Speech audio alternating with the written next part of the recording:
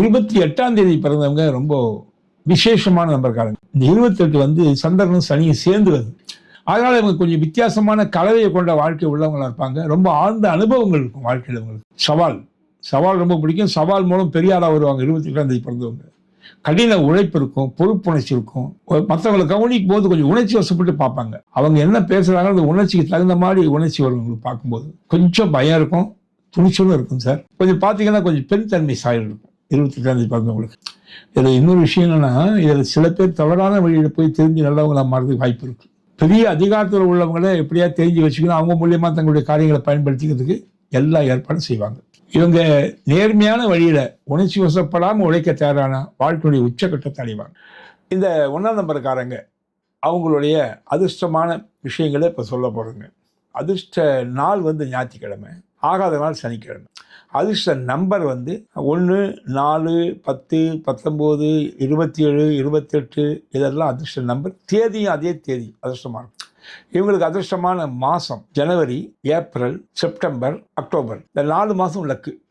அந்த மாதத்தில் இவங்க ஆரம்பிக்கலாம் எந்த காரியத்தையும். இவங்களுக்கு அதிர்ஷ்டமான திசை வந்து கிழக்கு பார்த்து உட்காந்து வேலை பார்க்கணும், கிழக்கு பார்த்து உட்காந்து படிக்கணும். ஒரு பிஸ்னஸ் பண்ணால் கிழக்கு பார்த்து உட்காந்து பிஸ்னஸ் பண்ணணும். கிழக்கு திசை உங்களுக்கு ரொம்ப அற்புதமாக வேலை செய்யும். அதிர்ஷ்ட கல் வந்து இவங்களுக்கு ரூபி, மாணிக்கம் மோதிரத்தில் போடணும். அது இவங்களுக்கு ரைட் ஹேண்டில் போடணும். 1ஆம் நம்பருக்காக ரைட் ஹேண்டில் மோதிர விரலில் போடணும். போட்டால் வேலை செய்யும், சூப்பராக வேலை செய்யும்.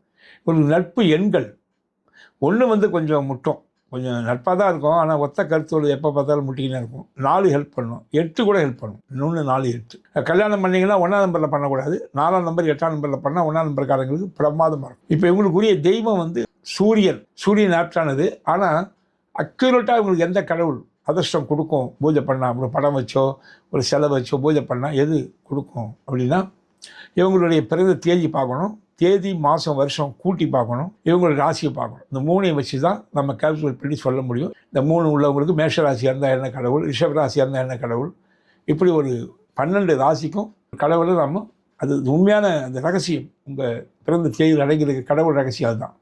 அதுக்கு தனியாக வீடியோ போடுறோம். இப்போ 1ஆம் நம்பர் ஃபுல்லாக நம்ம பார்த்துட்டோம். தொடர்ந்து வீடியோக்குள்ளே பாருங்கள். சப்ஸ்கிரைப் பண்ணால் வீடியோக்குள் வந்துக்கிட்டே இருக்கும். எல்லா வீடியோவும் பாருங்கள், கற்றுக்கங்க, நீங்கள் பயன்படுத்திங்க, மற்றவர்களுக்கு பயன்படுத்துங்க. வாழ்க, வணக்கம்.